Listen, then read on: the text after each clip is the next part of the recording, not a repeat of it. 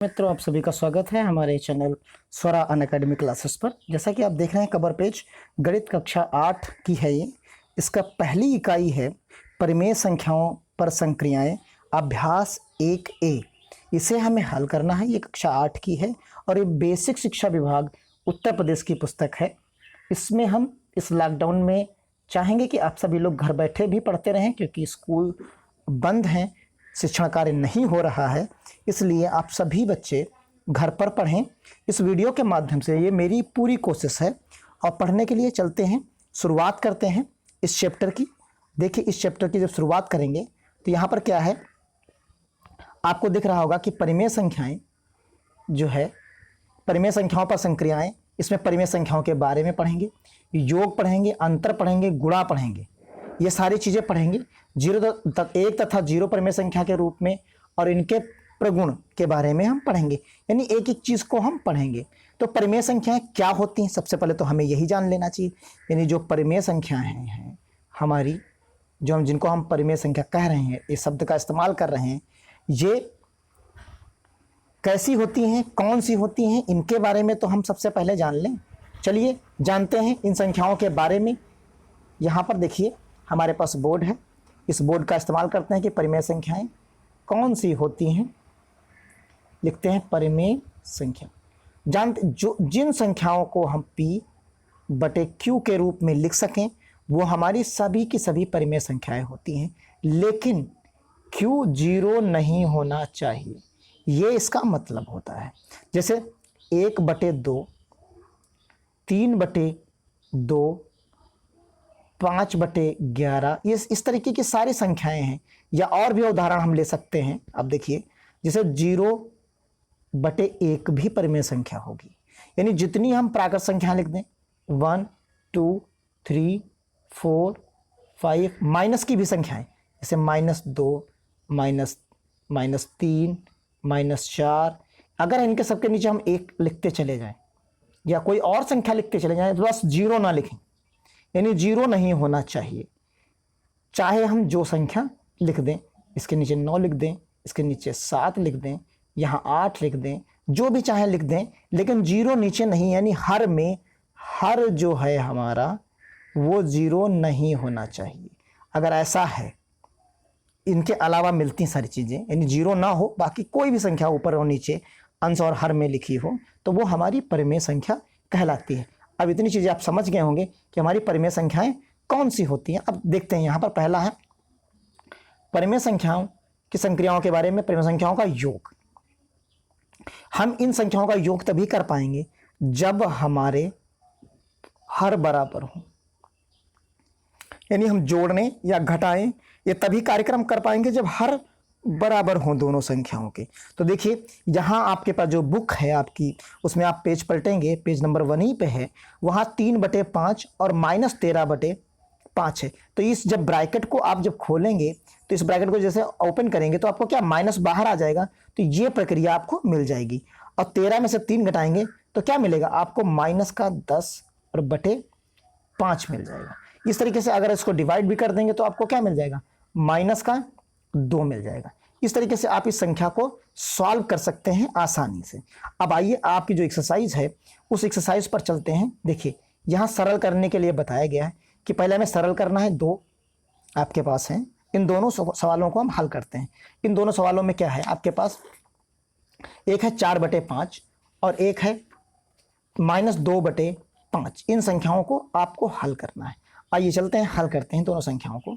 तो जैसे ही हल करेंगे, पहला हम यहाँ पर ले लेते हैं।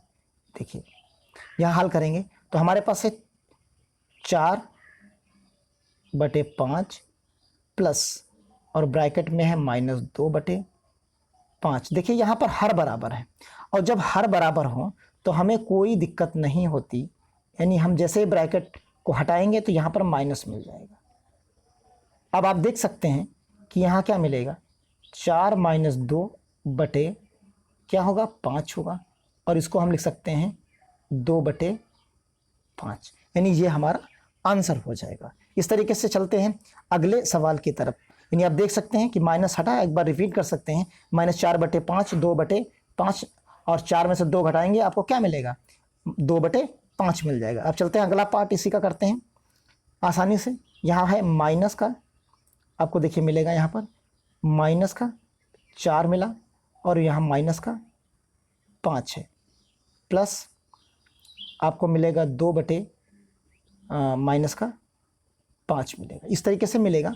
आप इन दोनों को क्या कर सकते हैं, यहाँ भी हर आपके बराबर है, तो उन हर को बराबर करने के लिए आपके क्या कर सकते हैं, यहाँ आसानी से आप चीज़ों को नोट डाउन कर सकते हैं। जैसे ही आप देखेंगे कि यहाँ हमारा माइनस माइनस कैंसिल आउट हो जाएगा, तो ऊपर क्या मिलेगा, हमें 4 मिल जाएगा, और नीचे प्लस का 5 मिलेगा, और यहाँ माइनस बाहर आ जाएगा तो 2 बटे 5 हो जाएगा, यानी हर बराबर हो जाएंगे।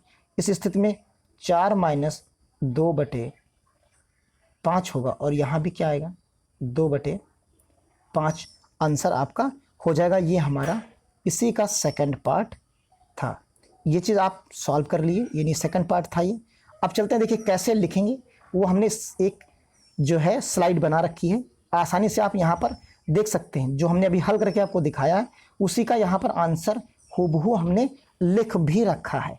आप आसानी से इसे लिख सकते हैं अपनी नोटबुक में।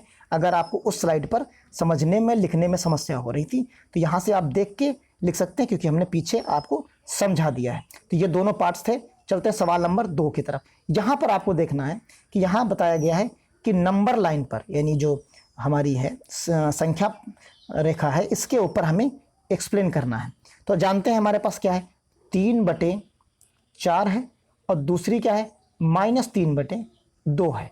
एक माइनस की संख्या देखिए यहाँ पर 0 है, हमारे पास इस जगह पर 0 है। यहाँ से 1/4, 2/4, 3/4, इस तरीके से हमने इसको बांट दिया। अब देखा इस जगह पर हमको क्या मिला, 3/4 मिला, यानी जो पहला नंबर है, आप समझिए पहला नंबर हमको यहाँ पर मिला। अब इस जगह से हमने क्या किया, विस्थापन किया, और कहाँ तक जाना है हमको, -3/2 तक जाना है। तो -3/2 तक जाएंगे, तो यहाँ देखिए -3/2 जो हमको मिलेगा वो कुछ इस जगह पर आके आगे इस जगह संख्या पर हमें मिलता चला जाएगा। अब देखिए जब दोनों को सॉल्व करेंगे तो यहाँ देखिए सॉल्व करने पर क्या मिल रहा है, यहाँ आपको मिल रहा है यानी 3/4 -3/2 इस जगह पर देखिए यहाँ, और सॉल्व करेंगे तो लासा आपको मिलेगा 6/4, यानी आप 6/4 तक जाएंगे। यहाँ जो संख्या होगी 6/4 का मतलब क्या होगा, तो 3 हिस्से तो आप इधर चले और 3 हिस्से आप इधर चलेंगे, यानी इस जगह से यहाँ से लेके यहाँ तक आप जो चलेंगे वो 6 खाने चलेंगे, यानी 6 खाने चलने होंगे, 3 प्लस के और 3 माइनस के, तभी तो आप पूरी की पूरी दूरी ये तय कर पाएंगे। ये दूरी तय करनी है, बिंदु तय करने हैं हमें, तो विस्थापन हमारा जितना आएगा उसको हम निकाल लेंगे। अब यहाँ जैसे विस्थापन कितना आ रहा, आप पूरा का पूरा तय कर लीजिए। अब देखिए यही चीज़ तो आपके निकल के आएगी यहाँ पर इतनी, यानी जो दूरी आएगी वो कितनी आएगी, माइनस यानी 6/4 आएगा, और जैसे घटाएंगे तो 3 बटे आपको क्या मिलेगा, 4 मिलेगा। इस तरीके से 3/4 मिलेगा, यानी ये हिस्सा आपका विस्थापन का आ जाता है। यानी हम यहाँ एक रेखा पर एक बिंदु से दूसरे विस्थापन करेंगे 1/4 के रूप में, यानी -6/4, यानी 6 विस्थापन हम यहाँ पर देख रहे हैं, 3 इधर और 3 इधर की तरफ।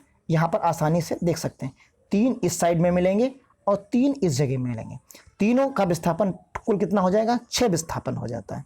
तो इस तरीके से हम संख्या रेखा पर हम दिखाएंगे। चलते हैं इसी का अगला पार्ट करते हैं। अगले पार्ट में आप देख सकते हैं कि यहाँ पर हमारे पास -3/4 है, यानी 3/4 ये प्लस की संख्या होगी, और अगली 5/6 है, यानी इनके दोनों के हर बराबर हम कर लेते हैं पहले, तो हमें एक मिलेगा 9/12 मिलेगा, एक -10/12 मिलेगा। तो हम सबसे पहले यहाँ से चलेंगे, 0 से चले हम, और कहाँ तक गए, 9/12 पे गए। ये हमारा 9/12 है, यहाँ पर गए। अब 9/12 पर गए। अब देखिए यहाँ से हमको जाना है -10/12, तो यहाँ से तो हम 9 जाएंगे ही, 9 यहाँ से लेके यहाँ तक तो 9 हो गए हमारे पास, एक और जाना पड़ेगा माइनस में, तो यानी इसी जगह पर हमें मिल जाएगा। अब यदि कुल कितना हो गया, विस्थापन हमारा 10 का हो गया, तो 10 का हो गया, तो यानी कुल हम विस्थापन यहाँ पर देख सकेंगे, विस्थापन विपरीत दिशा में कितना जाएगा, -1/12 जाएगा, क्योंकि यहाँ पर आके तो ये प्लस का है, जो 0 है, 0 पर हमारा तो 1/10 हो, यहाँ 12 हो रहा था, लेकिन हम इससे इतना किधर जाएंगे, विपरीत दिशा में, विपरीत दिशा में -1/12 ही तो जाएंगे, यानी एक ही हिस्सा जाएंगे, बाकी के सारे हिस्सा हम प्लस में हैं। अब इसी को हल किया गया है। अब हल करने पर क्या है ये दोनों माइनस कट जाएंगे, तो माइनस कटेंगे तो आपको क्या मिलेगा, और लासा लेंगे तो 9/12, यहाँ -10/12, और यहाँ क्या मिलेगा, विस्थापन आपको अंतर जो मिलेगा वो -1/12 मिल जाएगा। इस तरीके से आप इस सवाल को सॉल्व कर लेते हैं। अब चलते हैं सवाल नंबर अगली तरफ। यहाँ भी बहुत आसान से सवाल है ये। देखिए यहाँ लासा लेकर निकालना है, यहाँ जो है आपको लासा निकालना है इस जगह पर। तो लासा निकालने के लिए क्या है, सबसे विधि हम जानते हैं, चाहे हम इस तरह से अभाज्य गुणनखंड कर लें। अगर हमको नहीं निकालना आता है तो यहाँ क्या कर सकते हैं, 12 और 16 इस जगह पर। देखिए हम यहाँ पर क्या करेंगे, 12 और 16 लिख देते हैं, और जैसे ही हम 2 से इसको डिवाइड करेंगे तो यहाँ क्या मिलेगा, 6 मिलेगा, और यहाँ हमें 4 मिलेगा, 4 मिलेगा। फिर इसके बाद क्या करेंगे, फिर 2 से करेंगे, यहाँ हमको 3 मिलेगा और यहाँ 2 मिलेगा। देखिए फैक्टर हो गए, 2 दूना 4, 4 3 12, और 12 दूना जो है हमारे पास क्या मिलेगा, 6 दून 2 दूना 4, 4 3 12, और 12 दूना 24। इस तरीके यहाँ पर जो हमारे पास निकल के आ रहा है, देखिए फिर से आपको हम दिखा रहे हैं, तो लगा लीजिए, पूरा कंप्लीट कर लीजिए। देखिए यहाँ पर जो आपको मिलेगा, आपको 12 और 16 का चाहिए। देखिए 12 यहाँ है और 16 है। अब देखिए इस जगह पर क्या मिलेगा, आपको 2 मिलेगा, तो यहाँ 6 मिलेगा, 6 की जगह पर यहाँ क्या मिलेगा, यहाँ मिलेगा आपके पास 8 मिलेगा। फिर 2 से करेंगे तो यहाँ 3 मिलेगा, और यहाँ 4 मिलेगा इस जगह से। फिर इसके बाद 2 मिलेगा यहाँ, तो यहाँ रहेगा 3 और यहाँ रहेगा 2। अब आप इसको गुणा करिए, तो 2 दूना 4, 4 दूनी 8, 8 त्रिक 24, और 24 दूना 48, यानी जो लासा आपको मिलेगा वो कितना मिलेगा, 48 मिलेगा। अब 48 लाने के लिए आप देख सकते हैं यहाँ क्या करना है कि ऊपर नीचे हमको, चाहे ऊपर नीचे गुणा करिए 48 लाने के लिए, 12 चौक 48, यानी 4 से ऊपर नीचे आपको यहाँ गुणा करना होगा, तो ये आसानी से संख्या आपको मिल जाएगी।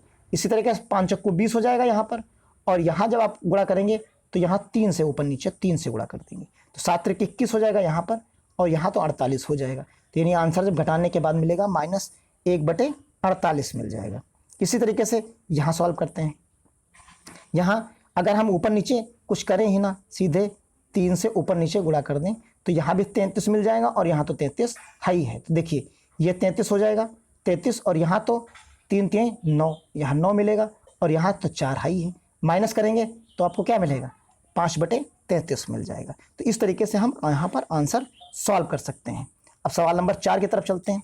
यहाँ देखिए मान ज्ञात करना है हमारे पास, तो मान ज्ञात करने के लिए क्या है, यहाँ नीचे कोई संख्या नहीं है, तो हमने अभी लिखा था, आप देखे होंगे कि 0 लिखा था। ये कैसे है, तो हमने इसके नीचे 1 लिख दिया था, यानी ये हमारी परिमेय संख्या बन गई थी।